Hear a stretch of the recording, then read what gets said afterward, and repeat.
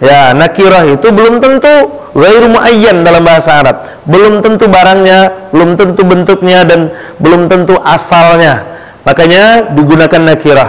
Untuk yang kedua, ketika kesalahan itu terlakukan, Bapak Ibu, ketika kesalahan itu terlakukan dan dia menjadi bintik hitam nanti kan di hati kita kan, jadi bintik hitam. Setiap kesalahan itu ada nuktah, kata Rasulullah, menjadi bintik. Makanya orang kalaulah terlalu banyak kesalahannya, hatinya menjadi keras, menjadi kasar, menjadi kelam. Hatinya tuh bisa menjadi mati, Bapak Ibu, tidak berfungsi lagi hatinya karena terlalu banyaknya kesalahan ya yang dilakukan. Nah, makanya ini, kalau ini rusak, maka rusak seluruh anggota tubuhnya. Kalau hatinya rusak, maka parangai tangannya akan rusak, parangai kakinya akan rusak, yang keluar dari mulutnya akan rusak, yang dilakukan mata, yang dicalik matanya akan rusak, yang didanga telinganya akan rusak. Rusak seluruh anggota tubuh kita. Ini kuncinya. Nah, makanya inilah yang kita jaga dari semua bentuk kesalahan itu. Nah, kalau cuman Bapak Ibu, kita kadang-kadang kan tidak bisa lepas dari kesalahan itu. Kadang-kadang tak karajuan juga deh awak. Kadang-kadang tak pakai kecean juga tetangga aku. Kadang-kadang tak komentari juga rumah orang kok. Kadang-kadang segala macam kan. Kan segala macam. Terlakukan juga kesalahan-kesalahan itu oleh kita. Ketika kesalahan itu terlakukan, maka dia sudah terjebak dia di dalam hati. Nampaklah dia di dalam hati, sehingga segala sesuatu yang sudah jelas, yang sudah nampak itu, maka bentuknya dalam bahasa Arab ma'rifah namanya. Ma'rifah itu tandanya pakai alif lam. Makanya kalimat yang kedua itu Bapak Ibu, dia pakai alif lam itu. Allahumma naqqini minal khotoya. Itu kalimatnya. Cuman di buku, mohon maaf Bapak Ibu, di buku umum itu kan tidak ada minal khotoya, min khotoya ya. Tidak ada alif lamnya kan juga. Tidak ada alif lamnya di situ. Bentuknya masih nakirah juga. Di kalimat yang kedua itu di hadis Al-Bukhari 744 itu udah pakai alif lam itu. Udah pakai alif lam dia. Nih, minal khotoya. Allah, yang kalimat yang keduanya, Allahumma naqqini minal khotoya. Kenapa dia pakai alif lam? Karena kesalahan itu sudah ada. Lapa sarangnya di dalam hati ya, Wak. Lah jadi bintik hitamnya di dalam hati ya, Wak. Itu yang kita berasihan.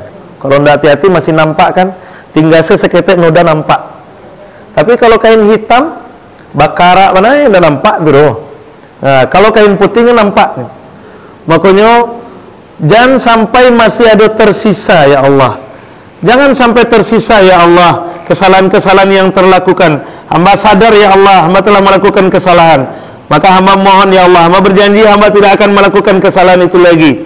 Dan hamba bermohon, mohon jangan sisakan kesalahan itu dari hati hamba ya Allah. Maka insya Allah Bapak Ibu, setelah kita membaca Allahumma naqqini dengan tekad yang kuat kita bahwa kita tidak akan melakukan kesalahan lagi, Allah akan bersihkan lagi hati kita. Allahumma naqqini minal khataya kama yunakkat thawbul abyadu minad danas. Selesai kita sholat mengucapkan itu, maka hati kita bersih lagi. Hati kita bersih lagi. Nah, cuman makanya kenapa Nabi membaca itu di siang hari? Karena peluang melakukan kesalahan itu banyaknya di siang hari. Subuh lah awak tanam tekad awak, kalau awak tidak akan melakukan kesalahan, lah awak berasihan diri awak dari segala macam kesalahan-kesalahan itu. Kita berasihakan semuanya. Dari subuh ke zuhur terlakukan kesalahan tidak Bapak Ibu? Hah? Ada peluang melakukan kesalahan? Nanti di zuhur kita bersihkan lagi, sehingga dapat nanti target sholat antara satu sholat dengan sholat berikutnya itu ada ampunan. Ada ampunan, ada pembersihan, ada upaya pembersihan dosa. Nah, itu yang kita sampaikan. Makanya di siang hari dibacanya Allahumma ba'id itu. Allahumma ba'id itu. Oke. Nah, sekarang kan sudah dibersihkan lagi nih. Sudah dibersihkan lagi. Dan kita berupaya bagaimana supaya sumber kesalahan ini dihilangkan. Allahumma ba'id baini, ya Allah jauhkan aku wa baina khotoyaya, dari segala macam sumber kesalahan itu, kama ba'atta bainal masyriq wal maghrib, sebagaimana engkau menjauhkan timur dan barat. Allahumma naqqini minal khataya kama yunakka thawbul abyad minad danas. Ya Allah, bersihkan hatiku, bersihkan aku dari segala macam kesalahan yang pernah terlakukan ya Allah, sebagaimana Engkau membersihkan kain putih dari kotoran. Nah, setelah hati kita bersih, supaya hati kita itu punya nilai, maka disindirlah oleh Rasulullah SAW dengan kalimat berikutnya. Bagaimana caranya menilai itu supaya hati kita itu tumbuh nanti nilai-nilai kebaikan? Maka disiram dengan nilai-nilai kebaikan. Makanya bahasanya irsil. Allahumma irsil, ya Allah sirami ya Allah. Allahumma irsil khatayaya. Ternyata Bapak Ibu, kan ada kesalahan-kesalahan, sisa-sisa kesalahan misalnya kan. Nah, untuk membersihkan itu, kalaupun sekiranya tidak bersih, masih ada sisa kesalahan, kita siram lagi. Kalau siram tentu dari teh. Dari teh turunnya kan. Nah, Allahumma irsil khatayaya. Dengan apa kita siramnya itu? Bil ma'i wat thalji wal barada. Dengan sesuatu yang bersih, yang menyegarkan, yang menyejukkan. Dengan air, salju, dan sesuatu yang menyegarkan, menyejukkan, yang suci, yang bersih, kita sirami ini. Kita siram. Semakin banyak kita siram, semakin banyak kita siram, semakin banyak kita siram. Maka jangankan yang ada di sini, jok karak-karaknya nyebarasihan tuh. Cobalah Bapak Ibu, iko misalnya kopi, walaupun kopinya nggak ada, anggap sih kopi lu. Kopi segaleh. Untuk menghilangkan kopi segaleh kok, di samping kita mencuci Bapak Ibu, di samping kita mencuci, bisa nggak dengan bantuan air yang lain menyiram? Bisa kan? Nah, untuk menghilangkan kopi segaleh kok, bara banyak air yang harus kita persiapkan. Harus segaleh juga. Kalau kita siram juga air segaleh, sudah putih bersih dia belum. Maka untuk membersihkannya supaya dia putih bersih lagi, kita butuh segayung, segayung. 2 gayung. Tak cukup 2 gayung, 3 gayung. Tak cukup 3 gayung, 4 gayung. Nah, yang penting Bapak Ibu, supaya air, kotoran-kotoran yang di dalam itu melimpah. Melimpahnya keluar, sehingga yang tersisa di dalam gelas itu hanya air bersih, air putih saja lagi. Nah, itu makna irsil. Ya Allah siram, ya Allah siram, ya Allah siram, ya Allah. Ya Allah tunjukkan aku nilai kebaikan itu ya Allah. Ya Allah jangan gunjing tapi ajarkan baca Quran. Ya Allah jangan fitnah tapi ajarkan aku zikir. Ya Allah jangan mempekecehan orang tapi ajarkan aku memberikan nasihat segala macam. Itu dia Bapak Ibu. Ya Allah jangan mencuri tapi tanam. Bukan hanya jangan mencuri, bukan hanya sekedar jangan berbuat kesalahan. Bukan hanya sekedar tidak berbuat kesalahan, tapi tanam nilai-nilai kebaikan. Tanam nilai-nilai kebaikan. Kalau hanya sekedar menghentikan kesalahan, itu mungkin bisa. Tapi ketika kesalahan itu supaya wadah ini tetap terisi, yang isinya bukan kesalahan, tentu kita isi dengan nilai-nilai kebaikan. Maka menggunjing kita ganti dengan zikir. Daripada gunjing, awak kan lah hendak menggunjing Ustaz, berarti lah aman mah Ustaz. Iyo, tapi kosong dia. Paham Bapak Ibu kan? Tapi gelasnya kosong. Kalau kita tidak menggunjing, gelasnya kosong. Tidak ada dosa sih, tidak ada dosa. Cuman awal kan belum ada. Nah, sekarang bagaimana mengisi gelas ini? Tentu isi dengan itu nilai-nilai kebaikan itu, yang bil ma'i wat thalji wal barad itu. Isi dengan nilai-nilai kebaikan. Maka orang kalau terbiasa Bapak Ibu, terbiasa mengiksil bil ma'i wat thalji wal barad, mengisi hatinya dengan nilai-nilai kebaikan. Di satu sisi dia menepis, menghilangkan semua kesalahan-kesalahan. Di sisi lain dia mengisi dengan nilai-nilai kebaikan. Di satu sisi dia berdoa Allahumma ba'id, di tengah-tengah dia berupaya untuk membersihkan, kemudian di akhir dia berupaya untuk mengisi. Sehingga orang yang benar-benar sholat dan benar dalam sholatnya, yang ada di hatinya itu hanya nilai-nilai kebaikan. Hanya nilai-nilai kebaikan. Tapi kalau masih menyisakan nilai-nilai yang buruk, tentu nanti akan perlu dikoreksi lagi sholatnya. Maka Bapak Ibu, innas sholata tanha anil fahsyai wal munkar. Sholat itu akan mencegah seseorang dari perbuatan keji dan munkar. Bagaimana cara mencegahnya itu? Tentu dengan memunculkan kesadaran diri bahwa ini salah, ini salah, ini salah, dan kita bermohon kepada Allah supaya ditunjukkan kesalahan itu, dan kita bermohon juga kepada Allah supaya diberi kekuatan bagi kita untuk meninggalkan dan menjauhkan diri dari kesalahan-kesalahan itu. Di samping itu, kita bermohon lagi kepada Allah supaya Allah tunjukkan kebaikan-kebaikan itu, dan kita juga bermohon kepada Allah supaya Allah beri kita kekuatan untuk melaksanakan nilai-nilai kebaikan dan kebenaran itu.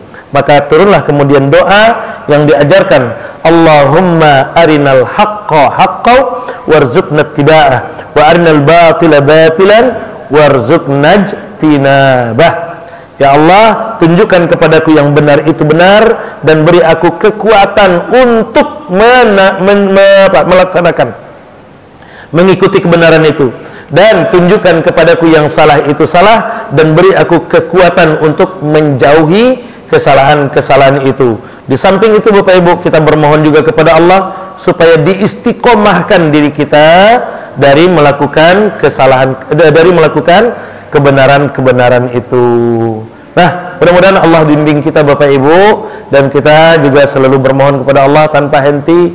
Mudah-mudahan Allah kabul dan ijabah doa-doa kita di samping usaha-usaha yang kita laksanakan dalam kehidupan sehari-hari kita. Itu barangkali Bapak Ibu. Ada pertanyaan, silahkan. Ya, silakan Pak.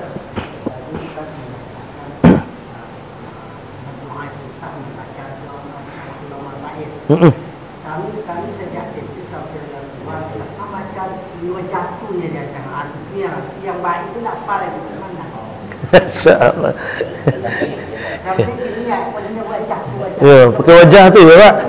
Ya, masih memuayal lah Pak daripada nak punya wajah kan.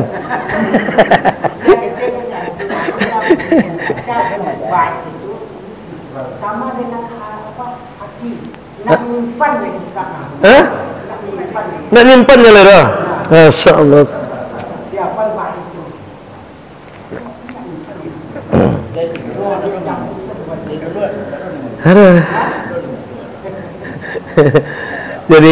Jadi Pak, yang wajah tu dibaca Nabi. Jadi doa iftitah tu banyak Pak. Doa iftitah tu banyak. Ada 2 balih macam Pak. Banyak doa iftitah. Yang acok dibaca Nabi, Allahumma ba'id sama wajah tu. Wajah tu dibaca Nabi juga. Cuma Nabi membaca wajah tu kalau solatnya solat malam. Jadi kalau solat malam, Nabi akan membaca wajah tu.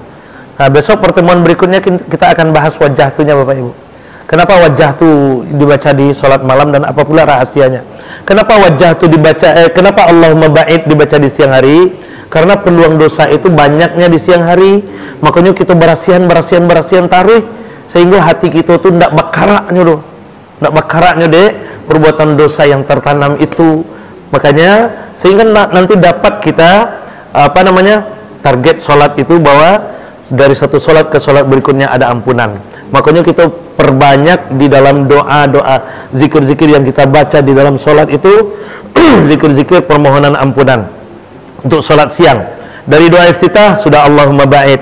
Nanti bacaan rukuknya untuk solat siang tu Bapak Ibu, subhanakallahumma rabbana wa bihamdika allahumma firli. Solat malam subhana rabbiyal azim. Sujud kayak gitu juga. Siang subhanakallahumma rabbana wa bihamdika allahumma firli. Kalau malam subhana rabbiyal a'la. Sehingga dia nilainya dapat Pak. Itu yang kita target. Ya, jadi yang wajah tu tetap dibaca juga oleh Nabi, tapi di solat malam Pak. Solat malam Nabi sering bacanya. Boleh. Jadi kalau seandainya awak dapat kedua-duanya, tentu akan lebih bagus supaya kita dapat targetnya, nilai solatnya. Tapi kalau tidak dapat kedua-duanya, kami dapat wajah tu cik senyum Ustaz. Maka baca caranya lain. Ya caranya hafal. Hafal kita mulai. Lah gaya-gaya kau makan nama Ustaz.